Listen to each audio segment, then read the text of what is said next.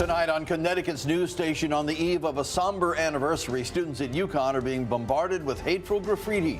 Ukrainian ribbons being defaced. We'll take you to stores for more. A Norwalk police officer is in handcuffs tonight, arrested by officers from a neighboring department.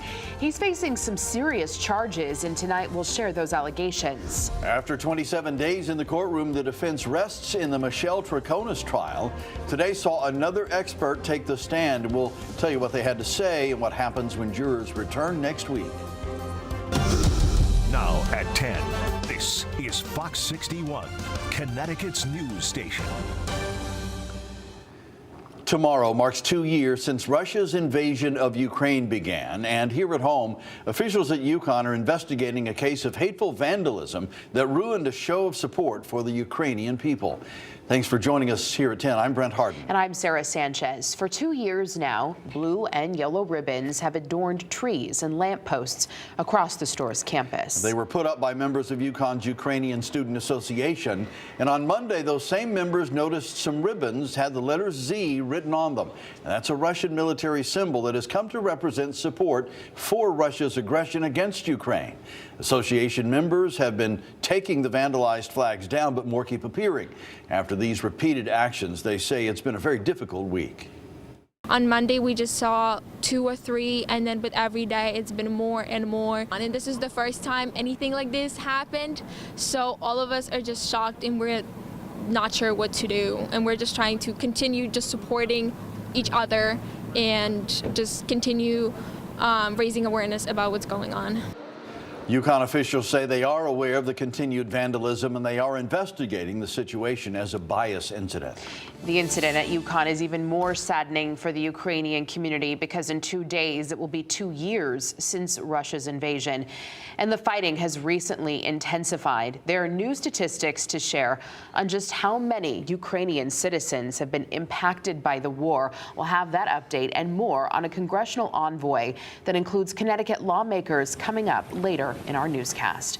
But before that, it's time for first check of the forecast. Yeah, expect the chill to stick around this weekend, all ahead of a big warm-up next week. Here's Chief Meteorologist Rachel Frank with what to expect. Rach? Yeah, we'll turn a little bit cooler the next couple of days, but at least we've got plenty of sunshine, and of course with that comes a dry weekend as well. We just got the showers out of here for parts of southeastern Connecticut, where the rain lingered longer than the rest of the state, and you can see it continuing to move away. Dry air taking its place. Right now, temperatures are in the upper 30s to right around 40 degrees. It's 40 for the New Haven area. And we actually see temperatures only drop another few degrees as we head towards daybreak tomorrow. So it will be a mild start to the day. Temperatures beginning in the 30s if you're heading out the door or even just waking up. But look what happens to the temperatures. They just don't budge as we head through the afternoon. So we start in the mid 30s. We climb into the upper 30s, get 2 degrees in some towns. It will be bright and also breezy, so keep in mind with winds that could gust up to 25 or 30 miles per hour. It may feel like the 20s for most of the day, but again, at least we've got that sunshine and we stay dry into not only Saturday night, but Sunday as well. Sunday, we're looking at highs near 40, and this is the start of that warm up that we've been telling you about. Low 50s on Monday. And that's not even the warmest day in this 7-day forecast. We'll talk about it coming up. All right, Rachel, thank you. A Norwalk police officer has been arrested tonight, facing multiple charges for stalking. Officer Hector Delgado was taken into custody by Bridgeport police on an outstanding warrant for stalking and harassment. Norwalk police say the charges stem from a family violence incident. Delgado has been placed on administrative leave and his police powers have been suspended. An internal investigation is also underway. A Massachusetts man will spend the next 30 years in prison for shooting and killing Trevor Figueroa back in the summer of 2021. 27-year-old Jose Soto of Springfield pleaded guilty to shooting Soto on East Main Street in Waterbury. The video on your screen now is from that scene. Soto was arrested 3 months after the shooting after a lengthy multi-agency investigation. A 24-year-old is in police custody tonight for driving nearly 3 times the speed limit and crashing his car. The incident happened back in September of last year on Boston Turnpike in the area of Barnesby Lane. Now today, Coventry police arrested Zachary Dennis for allegedly driving 130 miles per hour in a 45 mile per hour zone, which led to a rollover crash. Police say Dennis was also driving under the influence of alcohol. He faces multiple charges and will appear in court next month. Following 27 days of testimony, the defense in the Michelle Trones trial wrapped up its case today. The defendant herself decided not to take the stand in her trial. Fox 61's Julia LeBlanc has been in the courtroom since the beginning, and she has tonight's breakdown of the trial outside Stamford Superior Court.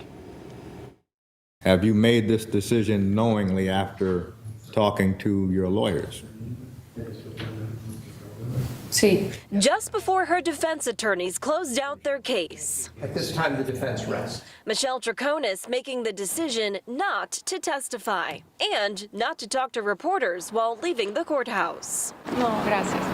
Her friends and family speaking in her place. I was waiting for this day for 5 years and finally came, and Michelle Trones is innocent. The state still did not prove that my sister was connected in any of this, and my sister's attorneys did prove that she had nothing to do with any of this. Trones' defense attorney, John Schoenhorn, explained the decision not to put his client on the stand. What was she going to say? Well, in the first interview, I was correct. In the second one, I made a mistake. All of that is now out, and the jury can take it for what it is and decide whether it was mistaken, misunderstanding. A picture Schoenhorn continued to paint on Friday, wrapping up nearly 3 days of testimony with a new witness in the courtroom. The language we speak influences how we think. Dr. Verika Marion is a cognitive scientist. She testified about the consequences of speaking multiple languages when it comes to how the brain processes and remembers information. Most people think that when you don't use a language, you switch it off. So you switch one on, you use it, you switch it off, and you go back and forth. That's not how the brain works. All languages are being co-activated in parallel, but to different degrees. Dr. Marion combed through hours of police interviews with Trones, paying attention to how she used her words and how English, being her second language, may have impacted her delivery. If they are frequently saying, pausing, that's a sign that they're disfluent in the other language. Concluding from the interviews that when it comes to speaking or understanding English, Trones falls somewhere in the middle. There is an opportunity for miscommunication. And the lower the proficiency, the more opportunities for miscommunication and misunderstandings. Prosecutors argue Trones' account of what happened the day Jennifer Farber-Dulos disappeared changed in each interview. How proficient in a second language do you need to be to lie? I'm going to object, Your Honor. Pointing out that before today, Dr. Marion had never spoken to Trones. For the past 3 years, you never asked to meet her? No. Now from here, the attorneys will take part in a charge conference on Monday with closing arguments set for Tuesday.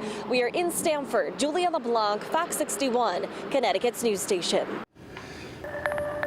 An East Haven man is dead tonight after crashing his car yesterday. Police say Wilbur Nazario hit a tree near Forbes Place and Sydney Street in East Haven after attempting to drive around a mail truck that was waiting to turn left.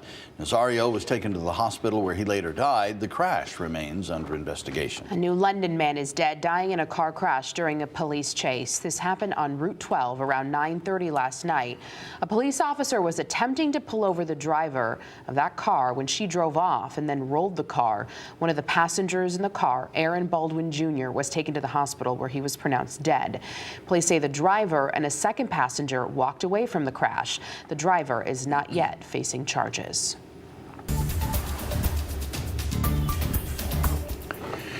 Well, today, Republican lawmakers unveiled proposals they say will bring Connecticut families relief on their electric bills. For weeks now, we've been telling you about proposed double-digit rate hikes by United Illuminating and Eversource. Fox 61 political reporter Emma Wolforst spoke with legislators on both sides of the aisle and has more tonight on the suggestions on the table. Every single month, it is the highest bill they get in their home. Republican lawmakers say Connecticut residents are fed up with high energy costs, and so are they. It's not acceptable that we have the second highest electricity costs in the entire continental U.S. Connecticut does have some of the most expensive energy bills in the country, about 38% higher than the national average. Utility companies say lots of factors are to blame, like geography and market costs for energy going up. But they also point to state policies, which Republicans want to change. Some of the lawmakers' ideas separating the Public Utilities Regulatory Authority, or PURA, which approves or denies companies' rate hike requests, from the Department of Energy and Environmental Protection. You have a commissioner who's their boss that is promoting policies that are going to simply drive costs up. Republicans also proposed using some of the state's unspent pandemic-era federal money to pay down the $190 million bill energy companies say racked up from customers not paying during the state's shut-off moratorium. Let's take those ARPA funds and pay that down, because all these people were paying their bills this entire time.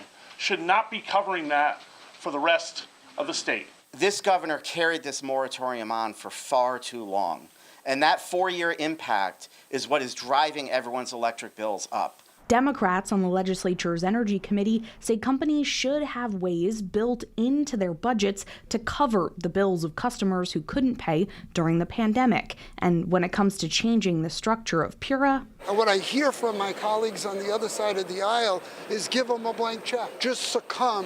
Don't have an adversarial relationship between the regulator and the utilities. Quite frankly, it's supposed to be adversarial. You should hold the utilities accountable. That's their job. Reporting at the Capitol, Emma Wolforst, Fox 61, Connecticut's news station.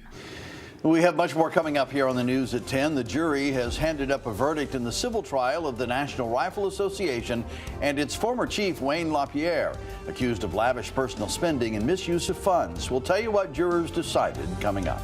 Russia's war against Ukraine hits a grim milestone. More than 10,000 Ukrainians have been killed in the war, and close to 45,000 Russian soldiers are dead. We have a report from Kiev on the eve of the 2-year anniversary. That's next. The spotlight is on Husky Nation this weekend. National attention on ESPN and Fox Sports with a big game tomorrow night right here. Stay with Connecticut's news station.